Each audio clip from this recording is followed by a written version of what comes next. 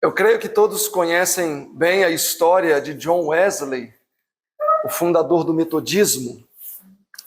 Foi um grande reformador do século XVII. Ele deixou como herança para nós a doutrina da santificação.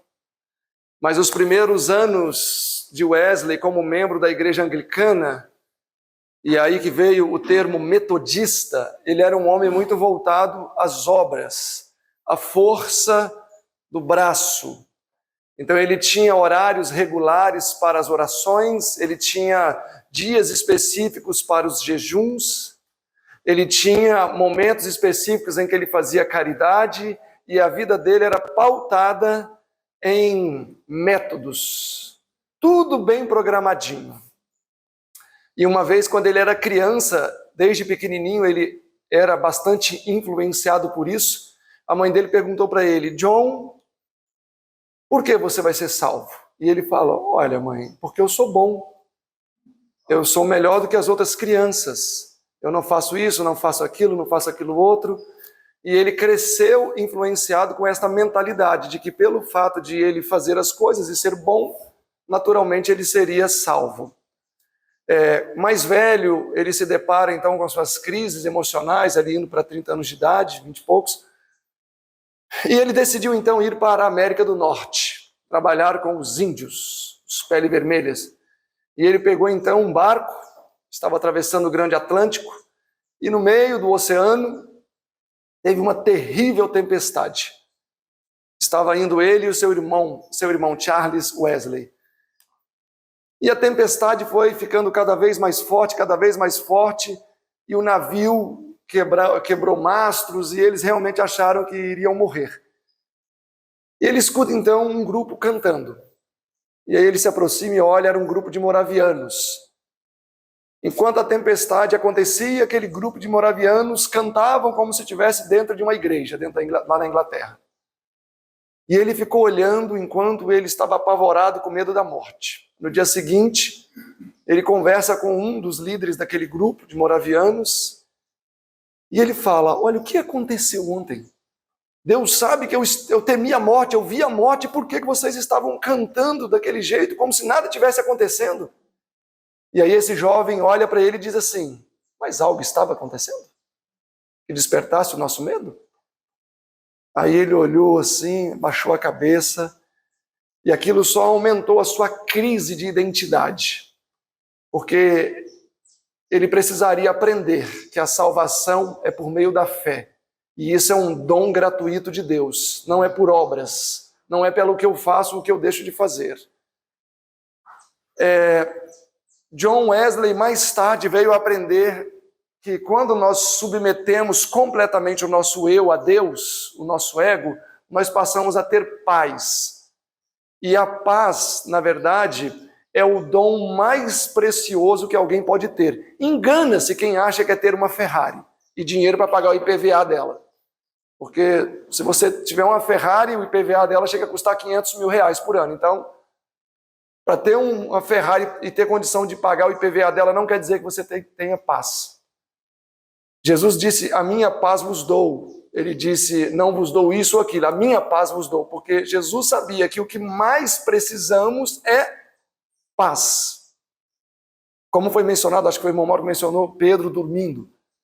Ele estava no fundo de uma cela, o terceiro orifício, 4 soldados de cada lado, dormindo. E ele aprendeu a dormir com Jesus, porque alguns anos antes, Jesus, no meio de uma tempestade, também dormiu. E ele reclamou: mas o senhor está tão tranquilo e a gente quase morrendo? E Jesus estava ensinando a Pedro que quando a situação foge do nosso controle, a melhor coisa é descansar. E a senhora White fala, ela comentando esse episódio de Pedro, ela fala que Pedro dormiu o sono da perfeita inocência, como um pai dormindo, como um filho dormindo no colo de um pai. Ou seja, um sono profundo, sabendo que seria morto no dia seguinte.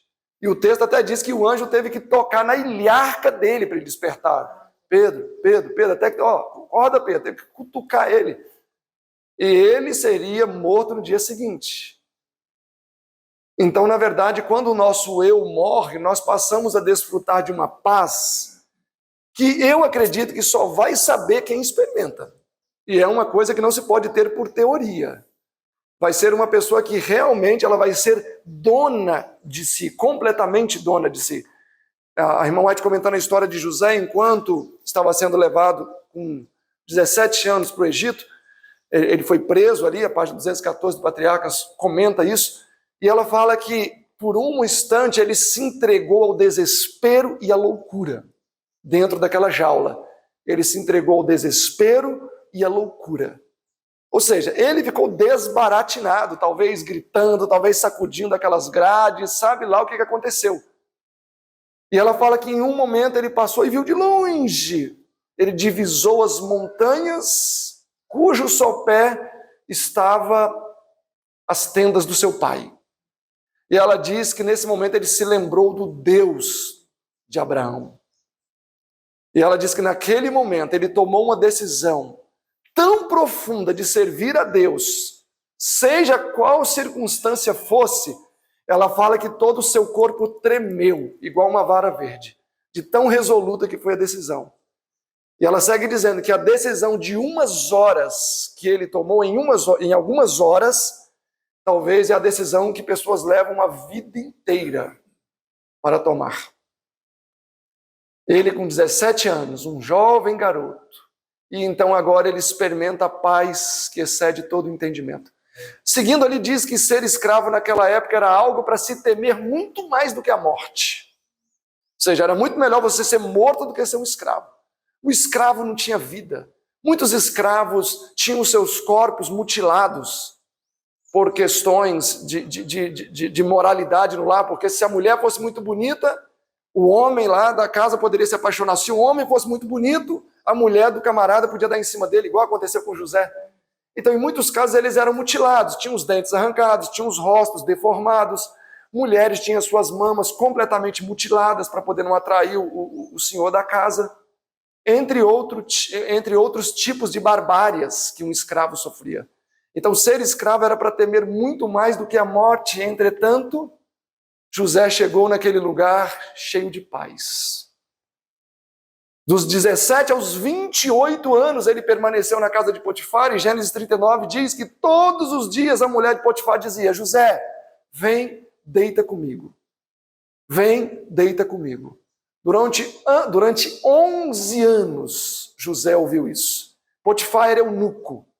Sua mulher era uma mulher certamente linda, e ele tinha mulher por status, não que ele fazia alguma coisa com ela. E durante 11 anos, a fala de José era: como eu faria isso contra o meu Deus? Durante 11 anos. E hoje em dia os homens, às vezes a tentação passa lá do outro lado da montanha e a gente já cai aqui. Imagina ser exposta a ela 11 anos. Indo para o cárcere, a mesma coisa. José cheio de paz. Então o que Deus quer nos ensinar, irmãos, é que uma pessoa que consegue se desvencilhar do ego, ela passa a ter paz. Ela passa a ter a real felicidade que Deus tem proposto para o seu povo. E Paulo entendeu isso. Como eu mencionei, de manhã eu tenho as minhas desconfianças se Paulo não era um alienígena. Porque o que Paulo fez, o que ele vivenciou, a experiência que temos registrado acerca desse homem é invejável. Invejável. Imagina um homem amar a proporção do ódio, um homem amar a proporção do egoísmo, da indiferença, um homem amar quem só quer buscar o seu próprio mal. Isso não é humano, mas isso é o que o Espírito Santo pode fazer no coração de qualquer um aqui presente. Vamos avançar aí, 1 Coríntios capítulo 4, olhem aí comigo. Capítulo 4. Eu quero avançar com vocês. Eu vou primeiro avaliar o verso 6, depois eu volto para o verso 2 e 3 e 4, que eu quero avaliar também. Capítulo 4, versículo 6 diz, 1 Coríntios 4, 6. E eu, irmãos, apliquei estas coisas por semelhança a mim e a Apolo, por amor de vós, para que em nós aprendais a não ir além do que está escrito, ensoberbecendo-se a favor de um contra o outro. Esse texto fornece muitas lições importantes que são de segurança para nós. Primeiro, ele fala que nós não devemos ir além do que está escrito. O que está escrito é um fato. O que vai além do que está escrito é uma opinião. Eu quero ilustrar isto. Esta coluna é de concreto. É um fato ou é uma opinião? É um fato. Eu não estou indo além do que está escrito. Esta coluna é alta. É um fato ou é uma opinião? É um fato que ela é alta? Se eu boto aqui uma pessoa de 2,10 metros, a altura é opinião. Por quê? Porque a altura vai ser determinada por outros fatores, que não é um fator concreto. Ou seja, que ela é de concreto é um fato, agora que ela é alta vai variar. Esta mesa é de madeira, fato ou opinião? Esta mesa é bonita. Opinião, porque alguns poderão achar bonita e outras poderão não achar bonita. O pregador é o diretor do IAG, fato ou opinião? O pregador é bonito.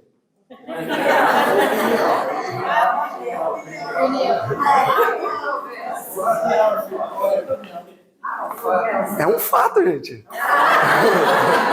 Ou não? O pregador é bonito, é uma opinião. Por quê? Porque a minha mãe sempre fala que eu sou lindo, mas outras pessoas não. Então é opinião. A opinião é aquilo que é variável. O fato é aquilo que é concreto. Então Paulo está dando um conselho que, se a gente seguisse esse conselho, a gente já resolveria muitos problemas. A maioria das questões nas quais nos envolvemos vai além do que está escrito, ou seja, entra mais no campo da opinião do que de fato ser um fato, especialmente no que envolve a vida alheia. Ah, mas você viu o que o pastor fulano de tal fez? Aí talvez ele também não viu o sermão do pastor, alguém comentou com ele, ele comenta com você e você comenta com mais uma pessoa. E aí, aonde fica o fato nesse negócio? Talvez a pessoa fala A, você já está lá no Z, na transmissão da informação. Então, Paulo dá esse conselho, tomem cuidado para não ir além daquilo que está escrito. Existe segurança no que está escrito. E quando Paulo fala no que está escrito, ele não está se referindo à Bíblia Sagrada. Ele está se referindo à questão dele e Apolo. Porque alguns diziam, olha, Paulo é eloquente, é um melhor pregador. Outros diziam, não, é Apolo. Apolo é que é bom pregador. Outros diziam, não, é Cefas, e os mais equilibrados, não, é Jesus. Então Paulo está falando que eles não deveriam ir além do que está escrito, eles deveriam se ater ao fato. Paulo é melhor do que Apolo? Será que isso é um fato?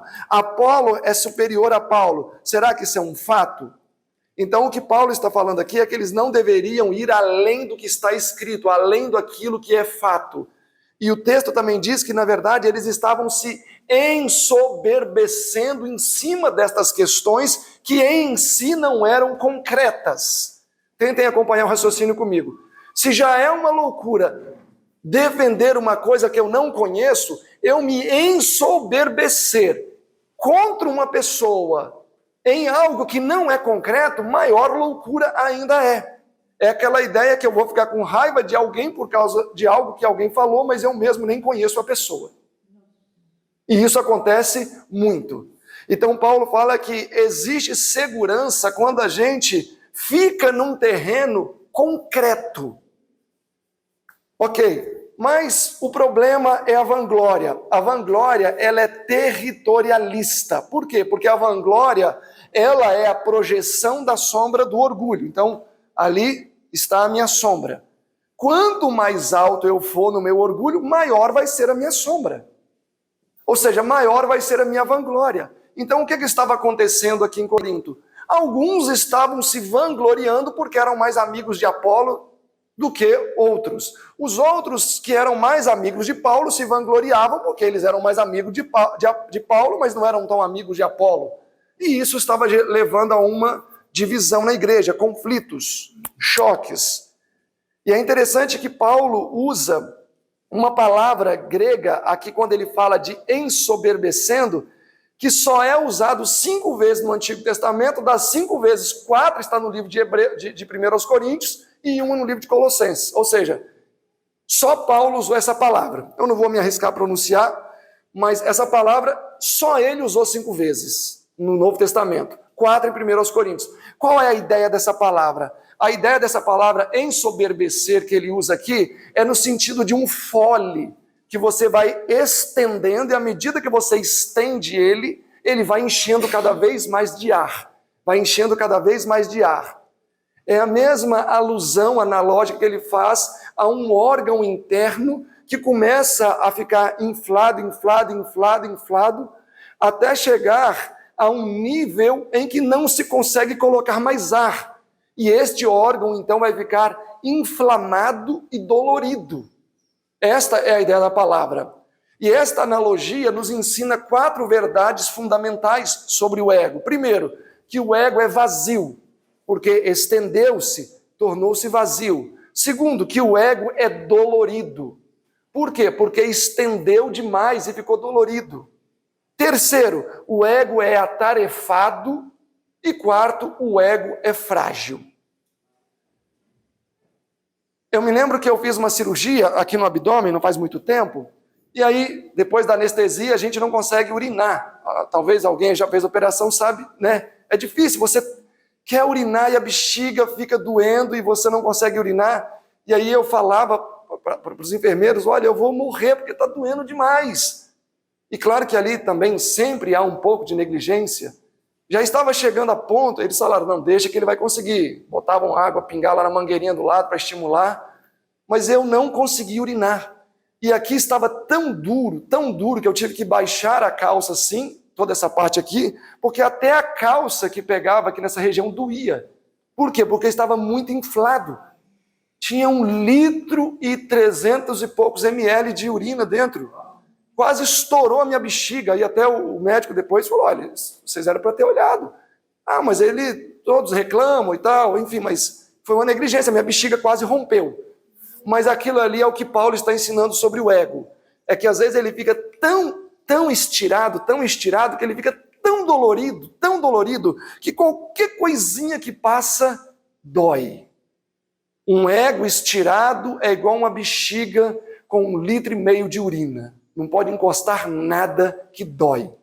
É essa a analogia que Paulo está fazendo aqui nesse versículo. O ego é vazio. Um ego vazio é porque ele tem falta de propósito existencial. E no intuito de ele ter propósito existencial, ele vai inflando cada vez mais, com o intuito de encontrar propósito existencial. Mas aí tem um problema, porque encontrar propósito existencial não reside na expansão do ego, mas justamente ao contrário. Ou seja, nós vamos estar caminhando, como falamos ontem, nós vamos estar caminhando para trás, tendo a impressão que estamos indo para onde? Para frente. E a pessoa vai permitindo o ego ficar inflado, nada de alcançar o seu propósito existencial, cada vez mais a vida vazia, e quando colocamos alguma coisa ali, é igual eu colocar uma pedrinha em uma garrafa vazia, eu faço assim, ó, a pedrinha bate em todas as partes, mas não preenche o todo. E isso acontece na nossa vida, porque o nosso ego vai ficar tão estirado, nós vamos tentar colocar coisas ali dentro, eu vou colocar um relacionamento, vai sacudir, vai ferir toda a parede do ego. Por quê? Porque não é um relacionamento que vai curar o seu ego inchado, inflado. Só existe uma maneira disso acontecer, é Jesus preenchendo a nossa vida. Então uma pessoa que tem o ego inflado, ele vai enfrentar essa situação. Mente, caráter e personalidade 1272. O ego está destruindo a saúde física, mental e tirando a felicidade dos homens. Tornando a mente um verdadeiro caos. O eu é o centro em torno do qual tudo parece girar.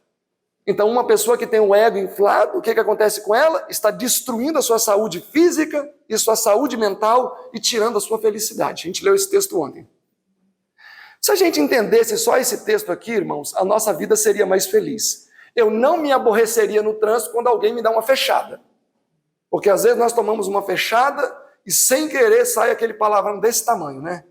Ou quando não sai aquele palavrão para fora, ele sai para dentro, né? Que a orelha esquenta. Até parece que o indivíduo talvez tentou bater intencionalmente.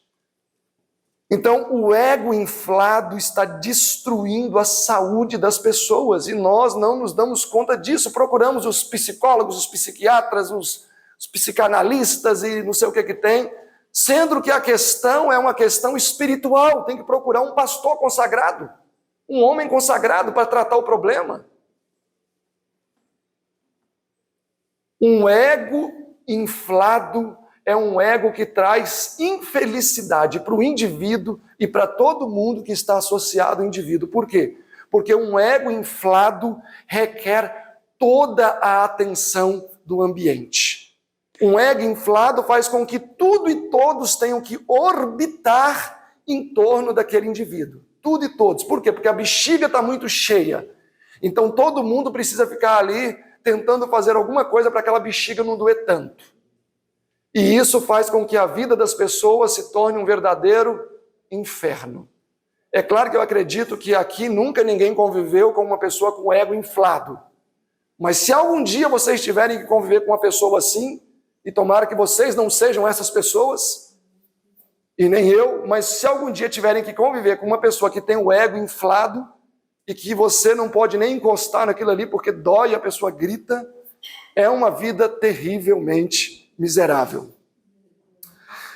Mente, Caráter, Personalidade 2, 529 diz: o egoísmo obscurece o poder perceptivo e a verdade que deveria fazer uma pessoa sábia perde o poder de cativar e instruir a mente da pessoa. Então o ego inflado faz isso. Quantos aqui já tiveram a experiência que eu tive da bexiga dilatada? Alguém já teve isso? De talvez ter operado? Você consegue pensar em outra coisa? Uma época sofreu um tratamento de carro, uma hospital. Terrível. Irmãos, eu fiquei ali umas 3 horas, 4, até eles irem lá drenar. E eu só pensei na minha bexiga. Eu nunca pensei na minha bexiga. Qual foi a última vez que você pensou na sua bexiga? Levanta a mão. Qual foi a última vez que alguém pensou na bexiga? Ninguém pensa na bexiga, gente. Não, ele pensou ontem na bexiga dele. Olha, ninguém pensa na bexiga, essa é a verdade. Quantos aqui olharam pela última vez, alisaram e balançaram o dedinho midinho do pé? Quantos aqui fizeram esse carinho no dedinho do pé? Quantos aqui fez isso a última vez? Essa semana alguém fez isso? Bom, talvez tenha alguém aqui que não tenha feito isso nos últimos 2, 3 anos. Mas se encravar a unha, eu tenho certeza que você vai pegar aquele dedinho e ficar olhando, virando, falar, meu pai. Ou seja, aquilo que está dolorido chama a nossa atenção e absorve toda a nossa atenção, na verdade. No momento em que eu estava lá com a minha bexiga a ponto de romper, eu só pensava na minha bexiga. Eu não pensava no almoço, eu não pensava no não sei em quê, eu não pensava nas pessoas que estavam lá no IAG orando por mim, eu não pensava em nada, a não ser na minha bexiga. A minha bexiga se tornou o meu mundo, o centro da minha vida. Não existia mais nada a não ser minha bexiga, eu só pensava nela. Irmãos, um ego inflado é exatamente desse jeito. Você se torna o centro, e ai daquele que não orbitar em torno de você.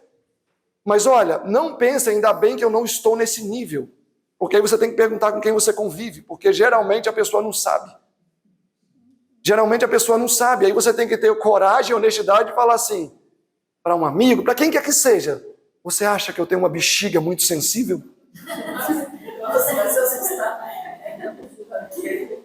Porque às vezes a gente não se enxerga. Uma bexiga inchada, estendida, e aí leva ao ponto B. Qual é o ponto B? Aquilo que está muito distendido, se torna dolorido.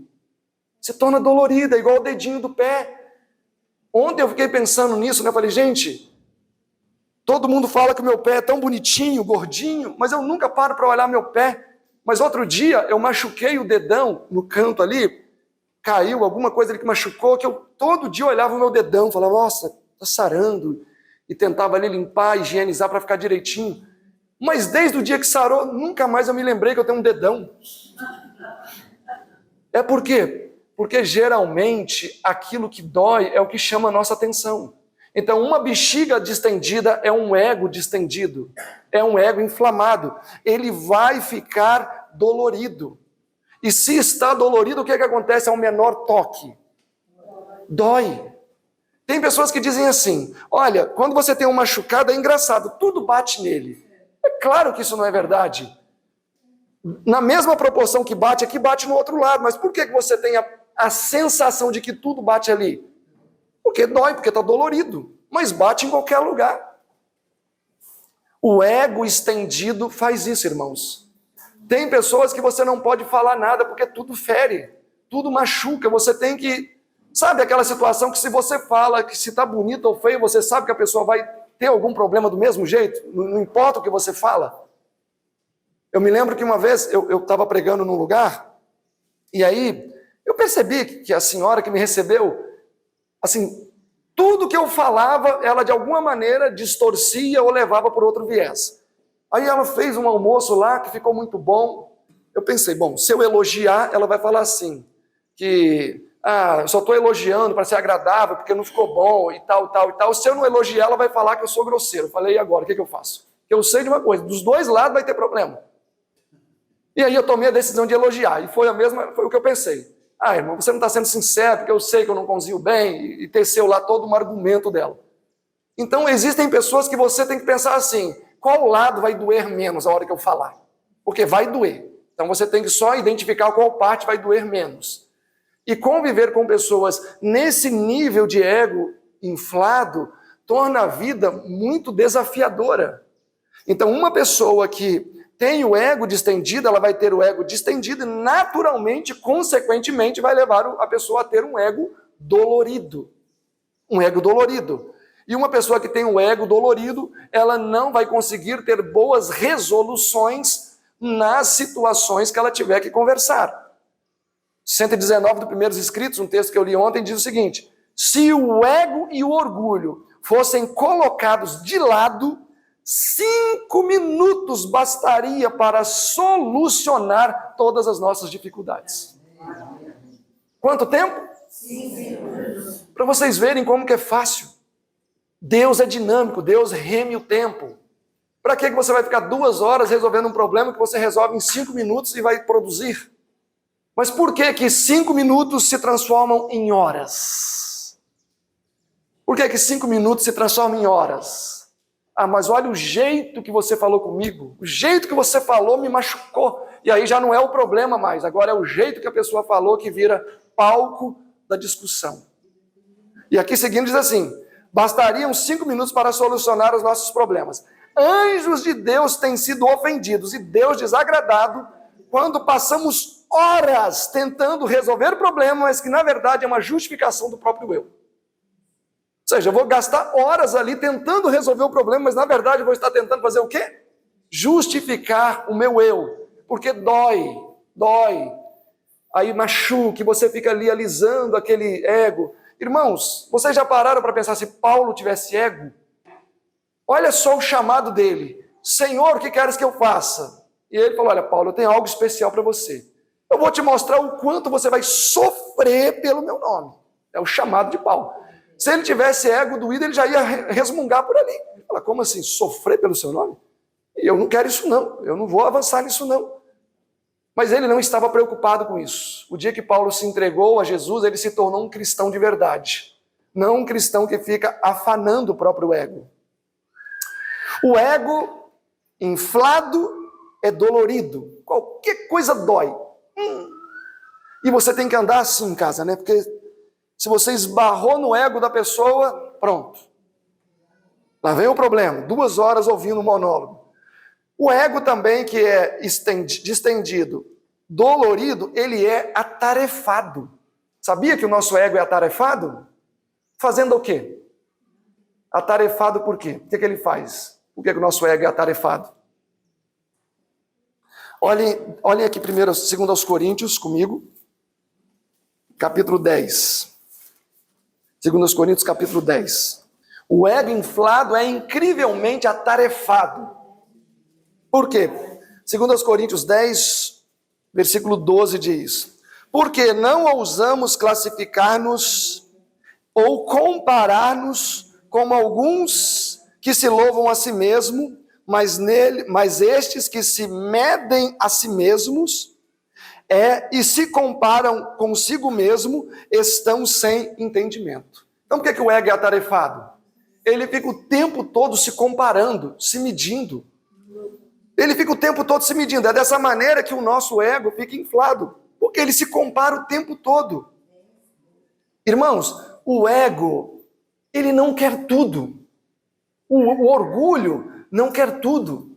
Ele só quer ter o suficiente para ter um pouquinho mais que o outro. Para ele basta.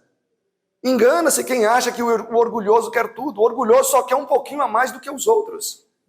Eu me lembro de uma pesquisa que foi feita nos Estados Unidos, quando eu estava estudando, né, aí relataram essa pesquisa lá. Eles elegeram uma empresa para fazer um experimento.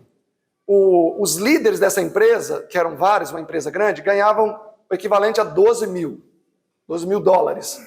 E tinha uma variação muito grande de salário nas outras pessoas.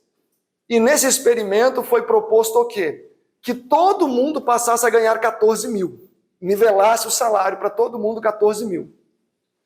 Aquelas pessoas que ganhavam mais, no caso 12 mil, disseram que prefeririam continuar ganhando 12 mil, contando que os outros não ganhassem mais do que eles. E isso foi uma pesquisa mesmo. Ou seja, ao invés de eles pensarem, bom, nós vamos ganhar 2 mil a mais. Não, eles preferiram continuar ganhando os 12 mil, contando que os outros não ganhassem igual eles. Isso se chama ego inflado, que não suporta ver uma pessoa que está no mesmo nível ou acima da pessoa. E isso o ego faz, ele fica se comparando o tempo todo. Nossa, mas que ilustração que o irmão Mauro usou. Por que eu não pensei nessa ilustração? Porque se eu tivesse pensado, e aí vai. Ou seja, a gente pode fazer isso até com aquilo que é sagrado. Nossa, mas que sermão que aquela pessoa apresentou. Como que eu nunca pensei num sermão desse? Como que eu nunca, não tinha pensado em elaborar um assunto nessa direção? E esse é um ego que trabalha. O ego que sempre está se comparando com as pessoas. Irmãos, a comparação não é saudável, porque a comparação, ela precisaria levar uma série de variáveis em consideração. Personalidade, contexto de vida, criação, uma série de coisas. Olha, eu nasci e me criei no mato. Se eu tiver que dormir em qualquer lugar desse aqui, do jeito que eu estou aqui à noite, lá dentro do mato, deitar e durmo. Apago. Isso não é mérito, porque desde criança eu faço isso. Às vezes a gente trabalhava longe de casa, o papai ia embora, falava, não vou embora não, traz meu jejum amanhã, cansado, deitava em qualquer lugar e dormia, igual um bicho do mato. Ou às vezes eu ia caçar, que eu gostava de caçar, a gente não leva uma cama para o mato para caçar. Às vezes é longe, 2 dias a gente deita em qualquer lugar e dorme. Isso não é mérito, isso é porque eu cresci dentro dessa situação. Mas eu tenho medo de andar à noite na cidade. Talvez alguns aqui andariam em qualquer lugar à noite. Eu já não me sinto confortável fazendo isso. E eu jamais dormiria num banco de praça, seja qualquer hora que for. E talvez alguns aqui dormiriam, porque é um ambiente que está acostumado. Então, se eu começo a me comparar, o que vai acontecer? Geralmente eu vou a comparar um ponto fraco meu naquilo que é um ponto forte do outro. E aí a comparação nunca vai fechar. Por quê? Porque eu não vou olhar uma pessoa, suponhamos que eu tenho medo de dormir no mato. E aí, se você fosse comparar comigo, eu já não tenho nenhum problema nisso. Então você vai comparar um ponto fraco seu com um ponto forte meu. Já vai sair em desvantagem. Então, quando a pessoa fica se comparando e se medindo com outros, seja em nível espiritual ou qualquer coisa que seja, ela só está se preparando para ser uma pessoa frustrada. Por isso que Paulo está falando aqui em 2 Coríntios, que a gente leu, 10, 12, que não é saudável ficar se medindo um ao outro, se comparando um ao outro, porque certamente a pessoa vai acabar ficando frustrada nessa situação. E por último, nesse tópico, né? Mas não é por último do sermão, não. Então não fiquem alegres, vocês vão ter que me ouvir mais um pouco. O ego é frágil. Imagina só uma bexiga, e você assopra, até o limite que ela já não consegue nem ter mais mobilidade. qualquer coisinha, o que vai acontecer com aquela bexiga? Ela vai romper, vai estourar. E não é isso que acontece com uma pessoa quando tem o ego muito inflado, que vai. Outro dia, não, já tem mais de um ano isso. Eu estava conversando com um irmão, adventista, verdade presente, quase foi trasladado em qualquer momento atrás aí. E ele falou que teve um problema com a esposa, que ele começou a discutir, e foi uma discussão longa de horas. E ele falou que depois ele só lembra dela chorando, e ele deu um tapa na cara dela. Pregador. Não sei como é que não foi trasladado até hoje. O que aconteceu com o ego dele naquele momento? A bexiga estourou. A bexiga estourou e quando ele viu, já tinha feito o que não deveria ter feito. Pediu perdão, se humilhou, né? Não implicou em nada do casamento. Mas é isso que acontece também com os indivíduos que eu mostrei ontem, que matou os próprios filhos. A bexiga estourou. O ego foi a níveis tão extremo que estourou. A pessoa devia ter urgente feito o quê? Desfeito o nó da bexiga, ó. Até ficar um nível de segurança. Quando nós nos lançamos a uma situação dessa e vai inflamando, e eu estou ali, vai inflamando, eu estou ali, a possibilidade de fazer besteira é muito grande. Isso acontece na vida, o que pode levar a um adultério ou fornicação também. A pessoa fica ali, se expondo, os hormônios já estão saindo pelos cabelos, a pessoa está se expondo, daí a pouco só vai estar no outro dia chorando, fala, meu pai, o que eu fiz?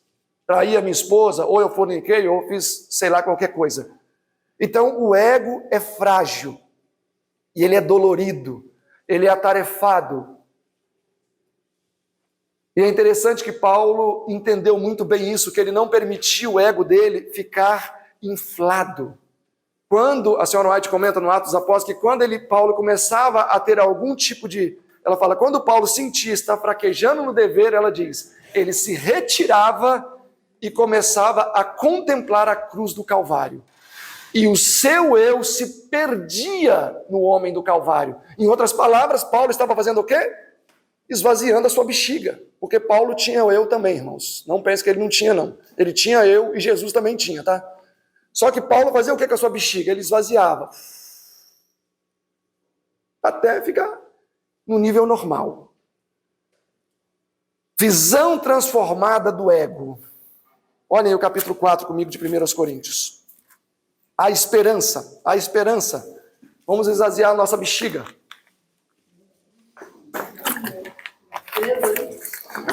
1 Coríntios 4.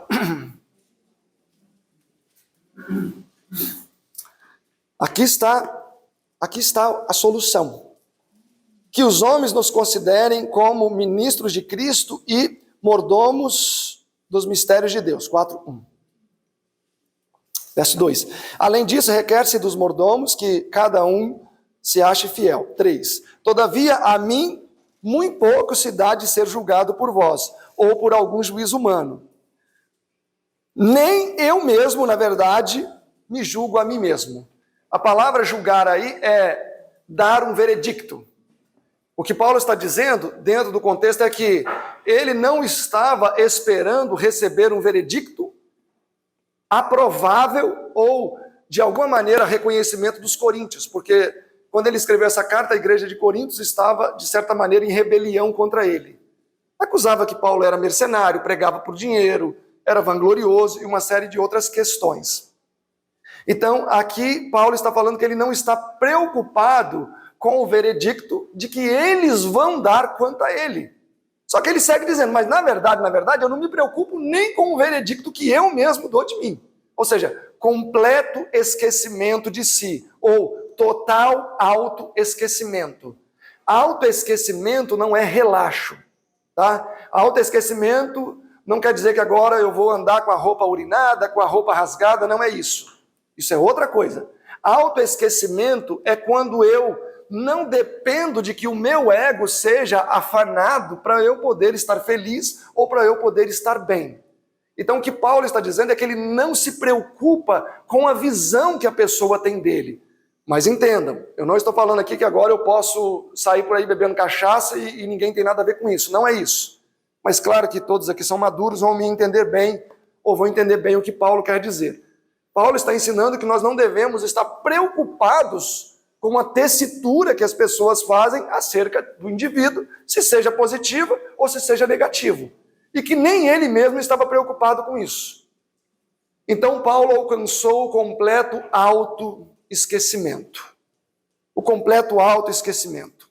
Paulo não estava preocupado em viver os critérios do seu pai, da sua mãe, porque se ele não alcançasse, os pais iam ficar chateados.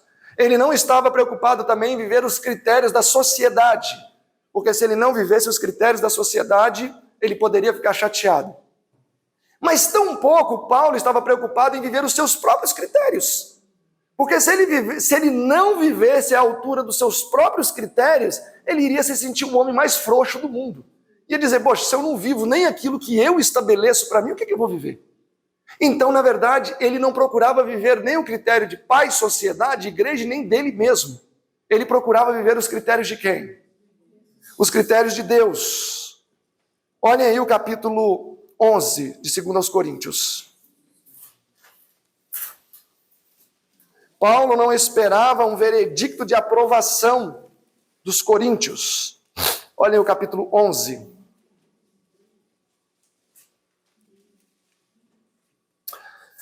Capítulo 11, versículo 1. Quisera eu que me suportasseis um pouco na minha loucura. Suportai-me, porém, ainda. Esse capítulo, ele vai estar falando sobre a vanglória que os coríntios tinham. Sou de Paulo, sou de Apolo, eu sou isso, eu sou aquilo. E Paulo, ele vai começar a falar agora como um louco também.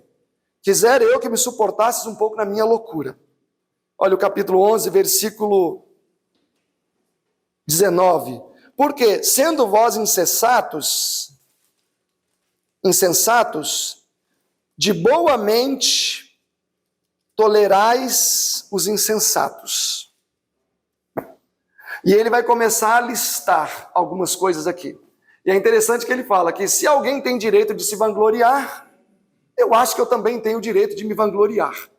Os coríntios se vangloriavam porque Apolo pregava bem, outros se vangloriavam porque Paulo era mais próximo a ele, e Paulo vai fazer uma lista aqui no capítulo 11 de o porquê ele acredita que ele poderia se vangloriar. E aí ele começa no verso 11, se referindo a falsos mestres e ensinadores, ele começa no verso 11 e diz, no verso 22, perdão, são hebreus? Também eu. São israelitas? Também eu. São descendentes de Abraão? Também eu. São ministros de Cristo? Também eu. Eu ainda mais do que eles. Em trabalho? Mais do que eles. Em açoites? Mais do que eles. Em prisões? Mais do que eles. Em perigo de morte? Mais do que eles. Verso 22. Recebi dos judeus 5 quarentenas. Multiplica aí, 5 quarentenas. Recebi dos judeus 5 quarentenas. Quantas? Pois é. 5 quarentenas de açoites menos um. Ou seja, ele deve ter ficado em carne viva. Olha, o que Paulo vai dizer aqui agora é o seguinte: se você vive isso daqui, você pode se gloriar. É o que ele vai fazer. Se você vive isso daqui, você pode se gloriar. Ele dá aqui os critérios para toda pessoa que quer se gloriar. Por isso que ele fala, passarei a me gloriar agora. Me suportem na minha loucura que eu vou me gloriar agora. E quem tem essa experiência pode se gloriar. Aí é justificável. Recebi dos judeus 5 quarentenas de açoite menos uma. 3 vezes fui açoitado com varas. 1 vez fui apedrejado. 3 vezes sofri naufrágio. 1 noite e 1 dia passei dentro do grande abismo. Em viagens, muitas vezes. Em perigos nos rios, muitas vezes. Em perigo de ladrões, muitas vezes. Em perigos da minha própria nação, muitas vezes. Em perigo dos gentios, muitas vezes. Em perigo nas cidades, muitas vezes. Em perigo nos desertos, em perigo no mar, em perigo dos falsos irmãos. Trabalhos, fadigas, vigílias, muitas vezes. Passei fome, muitas vezes. Passei sede, muitas vezes. Passei frio, muitas vezes. Sofri nudez, algumas vezes. Além de todas essas coisas externas que me consomem, ainda as coisas internas me consomem por cuidado de vós. Então Paulo está falando, se alguém quer se gloriar, se glorie tendo esse currículo. E aí a pessoa estaria livre para poder se gloriar. Agora eu pergunto, uma pessoa que viveu tudo isso daqui, se fosse hoje, ela talvez estaria no hospício, louca. Porque os próprios Coríntios, olhem o capítulo 4. 1 Coríntios capítulo 4, verso 11. Até esta presente hora, sofri fome, sede, nudez, fui espancado e não temos pousada certa. Nos afadigamos trabalhando com as nossas próprias mãos, somos injuriados e bendizemos, somos perseguidos e sofremos, somos blasfemados e rogamos. Até o presente momento, somos considerados como lixo, como escória da terra. Irmãos, Paulo chegou a um nível que as pessoas consideravam ele lixo, lixo mesmo. O lixo aqui é lixo mesmo. E ele não estava preocupado com isso. Se alguém chegar a te considerar como lixo, dejetos a ser dispensado, será que eu ainda estaria preocupado em salvar a alma dessa pessoa? Então Paulo, ele entrou de fato numa fase de completo autoesquecimento. As coisas externas já não atingiam mais ele. Eu te amo, Paulo, glória a Deus, eu te odeio, eu te amo mais. Ele já não se importava mais, as coisas internas para Paulo perderam completamente a relevância. Completamente. E este é o estágio que Deus quer que alcancemos. Esse é o estágio que Deus quer que alcancemos. Paulo vivia além da humanidade. Ele alcançou uma vida em que ele não era mais manipulado ou ferido por seu ego. Olhem comigo o capítulo 12 de 2 aos Coríntios. Olhem o capítulo 12 de 2 aos Coríntios comigo. Verso 1. Em verdade que não convém em verdade que não convém me gloriar.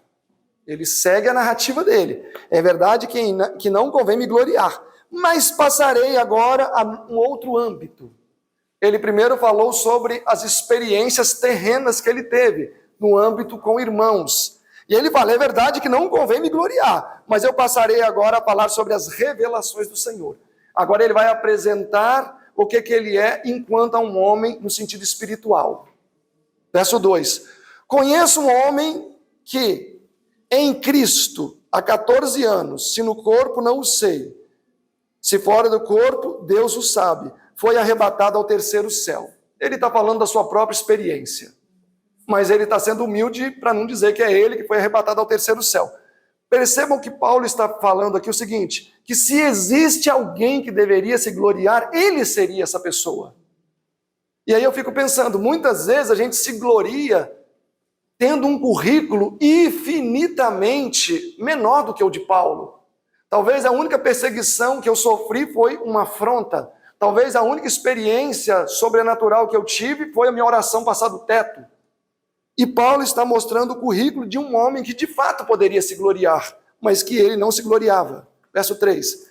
Eu sei que o tal homem, se no corpo ou fora do corpo, não sei, Deus o sabe, foi arrebatado ao paraíso de Deus. Então o paraíso de Deus está no terceiro céu. Ouviu palavras inefáveis, que ao homem não é lícito falar. Ou seja, o que ele ouviu lá, ele não vai falar, e nem falou. De alguém assim me gloriarei, eu, mas de mim mesmo não me gloriarei, senão nas minhas fraquezas. Ou seja, uma pessoa dessa, ela pode se gloriar, mas eu não vou me gloriar. Por quê? Eu vou me gloriar em quê? Nas minhas fraquezas. Olha a humildade de Paulo, irmãos.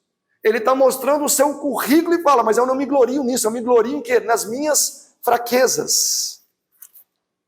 Verso 6. Por quê? Se quiser gloriar-me, não serei nécio, porque direi a verdade. Ou seja, Se eu quiser me gloriar, eu posso, porque eu estou falando a verdade, eu fui ao terceiro céu mesmo.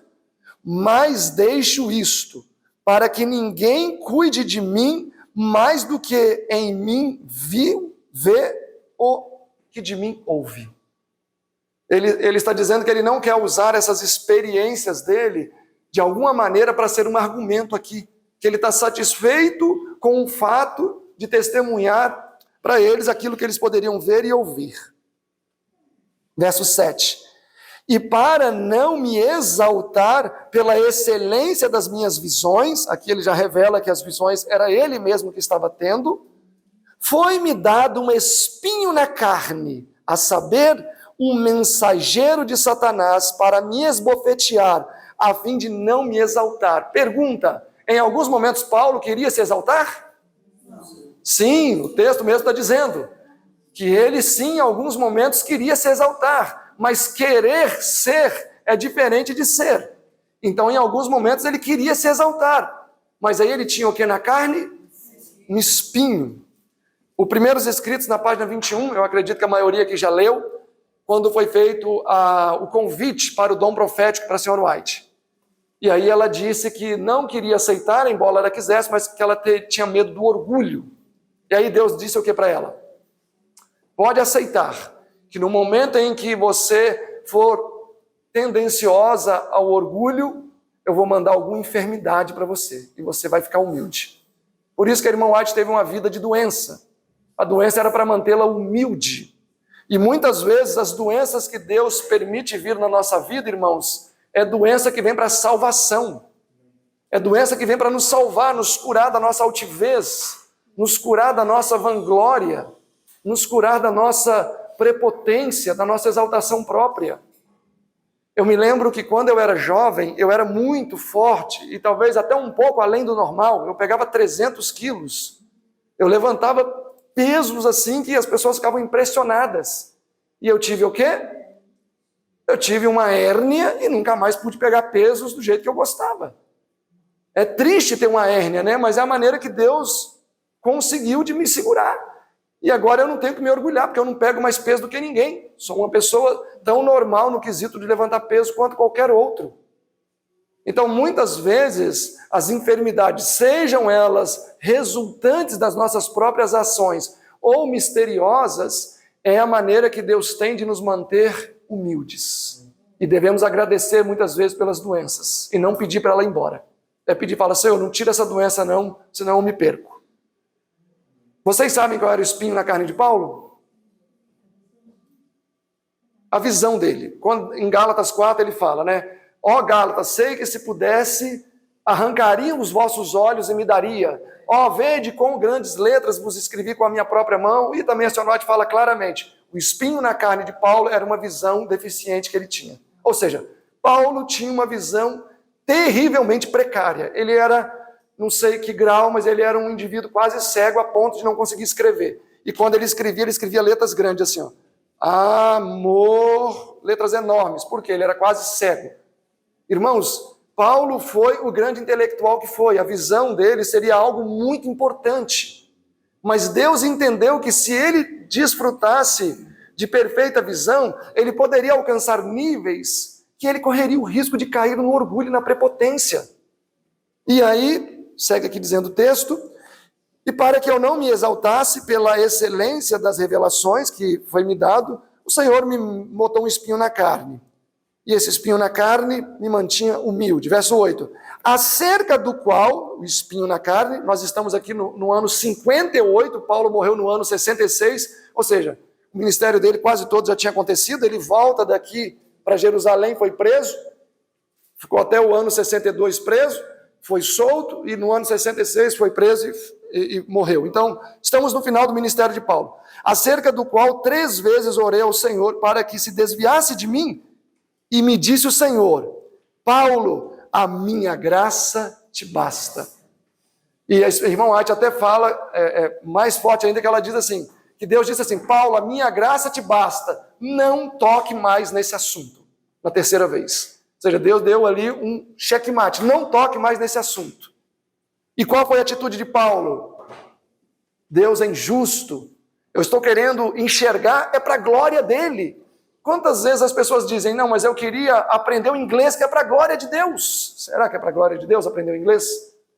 Ah, mas eu queria ter recurso que é para a glória de Deus. Será que é para a glória de Deus ter recurso?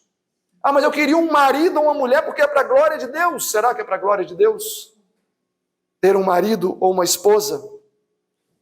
E disse-me o Senhor, a minha graça te basta, Paulo, não me fale mais nesse assunto. Por quê, Paulo? Porque o meu poder é mais aperfeiçoado na fraqueza. Se você quer me glorificar em uma extensão mais proeminente, quanto mais cego, melhor. E Paulo discernia as coisas espiritualmente. Ele entendeu profundamente o que Deus estava dizendo. Irmãos, não existe mérito em um fisiculturista levantar 200 quilos. Existe mérito? Mas se o Benjamin, o filhinho do pastor Breno, se o Benjamin levantar 100 quilos, não existe mérito daí? Existe mérito, porque as condições são totalmente contrárias à realidade. Então o que Deus está falando para Paulo é o seguinte, Paulo, quanto mais fraco você for, mais você vai revelar a minha glória, mais o meu nome vai ser engrandecido. Irmãos, às vezes eu fico pensando, Deus teria poder para fazer o que Ele quisesse, levantar quem Ele quisesse. Mas por que quando a gente olha para a história bíblica, Deus chama os que não são para ser? Por que Ele chama os que não são? Por que Deus levantou, por exemplo, na Reforma Protestante, homens simples? Alguns eram até analfabetos. No caso de Jeremias, era analfabeto para uma obra proeminente. Jeremias surge num cenário em que houve uma transição com a reforma de Josias em 622. Uma proeminente reforma preparou o cenário para o nascimento e o ministério de Daniel. Por que ele não escolheu um homem letrado, escolheu um analfabeto? E ainda assim tinha que de vez em quando jogar ele dentro de um buraco para poder acalmar os ânimos dele lá na cisterna? É porque quanto mais insignificante é o instrumento, mais a glória vai para Deus. É muito comum uma pessoa falar assim, olha o que nós fizemos.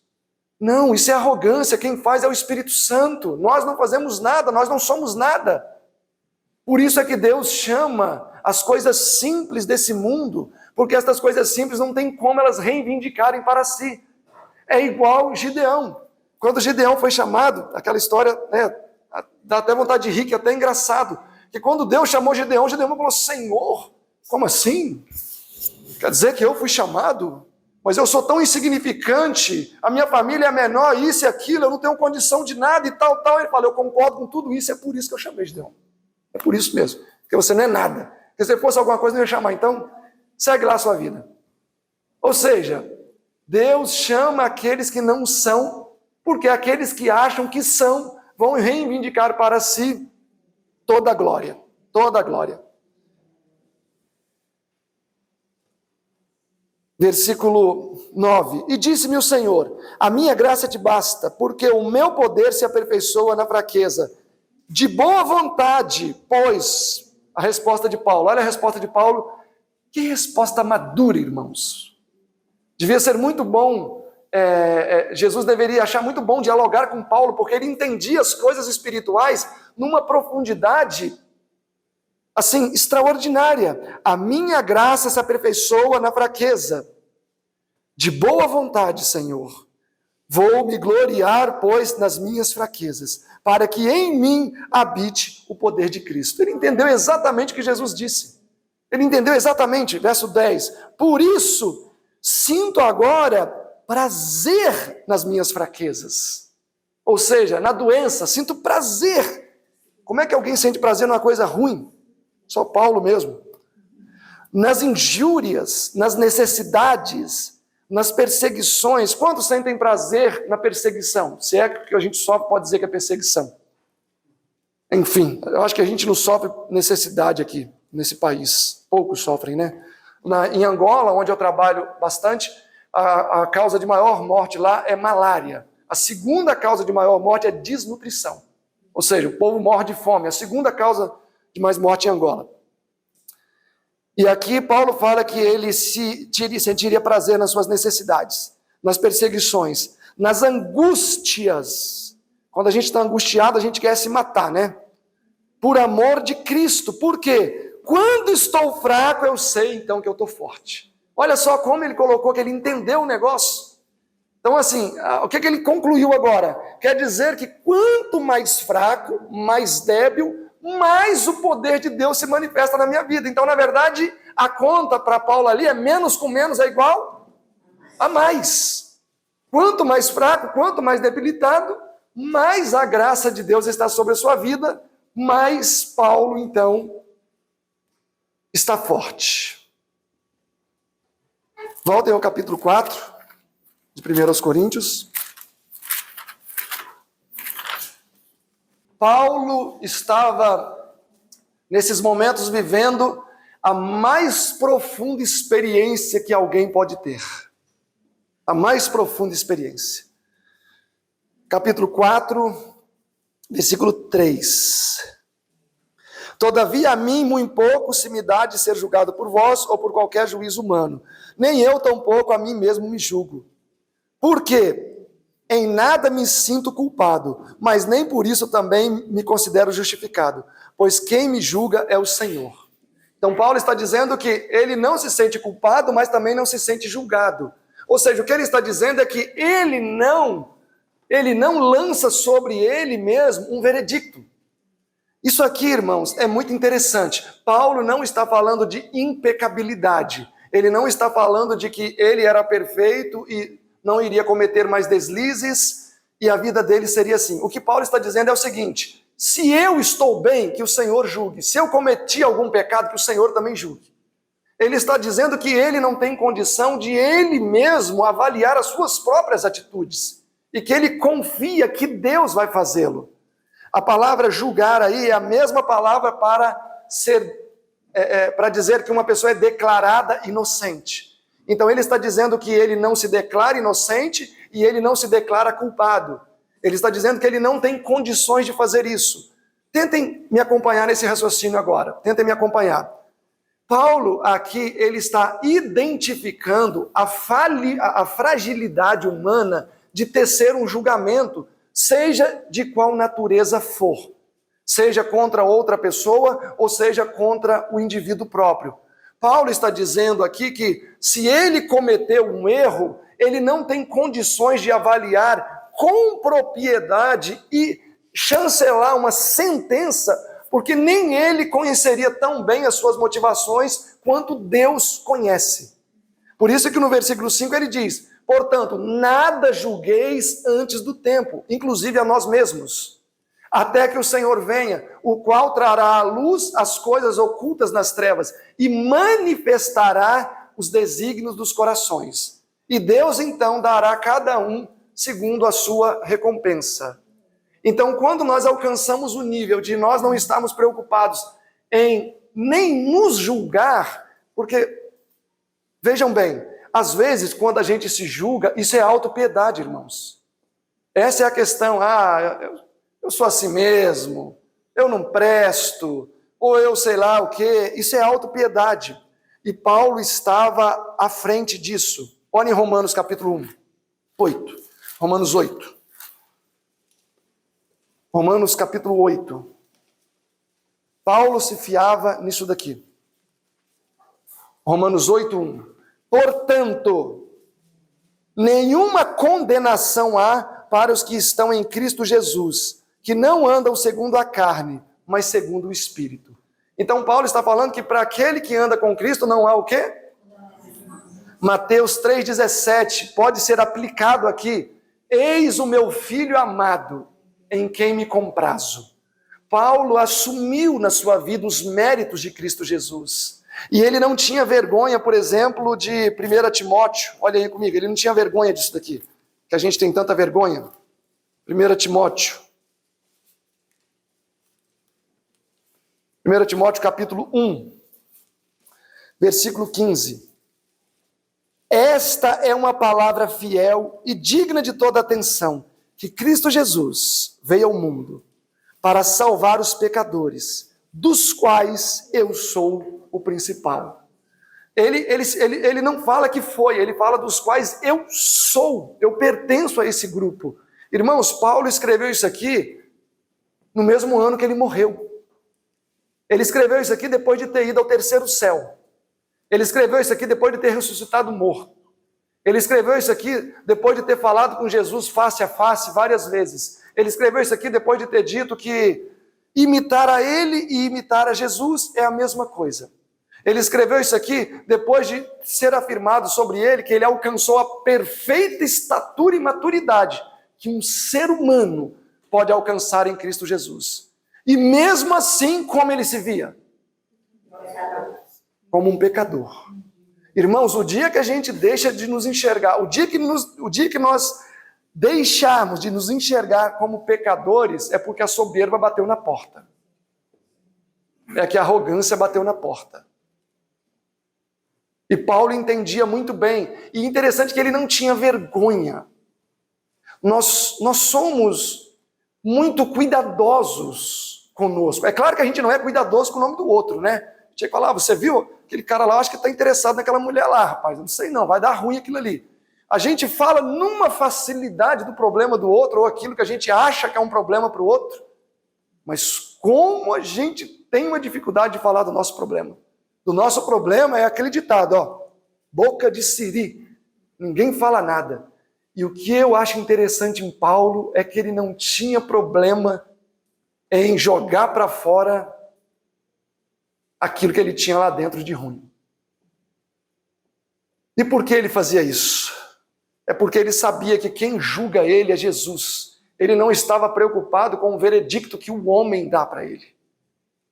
Ele não estava preocupado com as dissertações que as pessoas faziam da sua vida. Ele estava preocupado com a visão que Deus tinha dele, não do que o homem tem dele. Temos que cuidar da nossa reputação, sim. Mas a nossa reputação não deve estar à frente da nossa integridade.